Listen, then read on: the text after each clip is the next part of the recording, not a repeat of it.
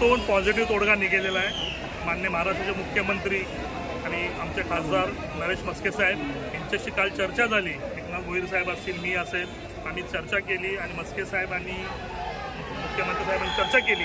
ह्या संदर्भात येत्या आठवड्यामध्ये आज आम्ही DCP साहेबांची भेट घेतली आणि ह्याच सगळ्या संदर्भात पॉझिटिव्ह करून मुख्यमंत्री साहेबांकडे आम्ही चर्चा करणार आहोत आणि ह्यामध्ये 100% मला जी खात्री आहे शिंदे साहेब चांगल्या प्रकारे आम्हाला न्याय देणारच आहेत, न्याय दिलेलाच आहे आणि अजून चांगल्या प्रकारे न्याय देतील। आणि हे आंदोलन इथंच संपलं असं आम्ही बोललेलं आहे सगळं युनियननी।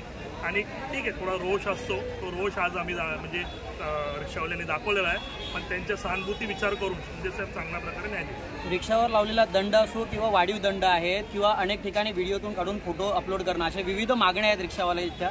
तुम्ही जी बैठक केली त्यातून आज तोडगा निघणार का आणि बंद मागे पुकारला जाणार का? हो, आता पॉझिटिव्ह तोडगा निघालेला आहे। सर्व युनियन होते, तुम्ही आता बघितलं, थोडासा रोष होता बाहेरून, आम्ही त्यांना सगळं सांगितलं, युनियनच्या आज सांगितलं आणि याच्यामध्ये पॉझिटिव्ह चर्चा करून पूर्ण तोडगा निघालेल।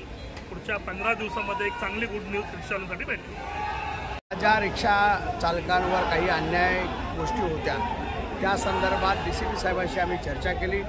माननीय मुख्यमंत्री एकनाथ शिंदे साहेबांशी सुद्धा या संदर्भात चर्चा झालेली आहे।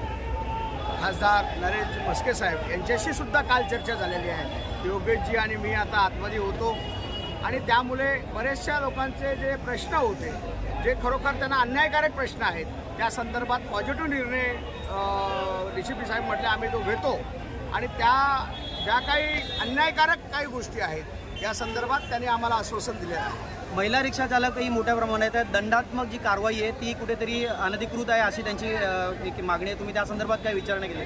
चुकीच्या पद्धतीने लावलेला दंड आहे तो दंड त्यांनी सांगितलं का आमच्याकडे तक्रार निवारण केंद्र आहे।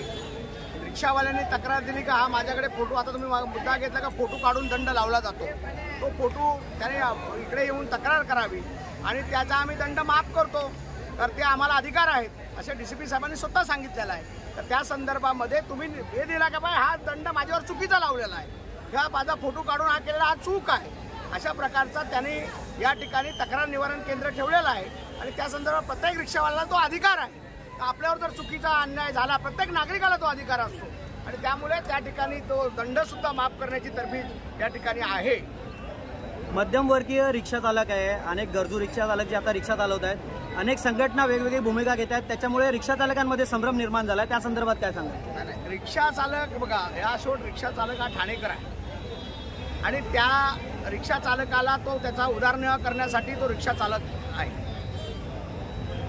तुम्हाला माहिती आहे सन्माननीय महाराष्ट्राचे मुख्यमंत्री एकनाथ शिंदे साहेब यांनी सुद्धा काही दिवस रिक्षा चालवलेली आहे। त्यामुळे रिक्षा चालकाच्या वेदना काय आहेत या एकनाथ शिंदे साहेबांना चांगल्या माहिती आहे। त्यामुळे 50 रुपयाचा जो दंड पर डे जो याला पासिंगसाठी लावला होता, जसा आम्ही लोकांनी शिंदे साहेबांना निवेदन दिला, तातडीने मुख्यमंत्री एकनाथ शिंदे साहेबांनी तो निर्णय घेतला सभागृहामध्ये आणि तो दंड माफ करण्याची तरतूद केली। कारण शिंदे साहेबांना त्यांना माहिती आहे तर रिक्षावाल्यांच्या वेदना काय आहेत, सर्वसामान्यांचा मुख्यमंत्री या महाराष्ट्राला लाभलेला आहे। त्यामुळे रिक्षावाल्यांच्या वेदना या त्यांच्यापर्यंत पोहोचून आम्ही त्या नक्कीच सोडवण्याचा प्रयत्न करूया।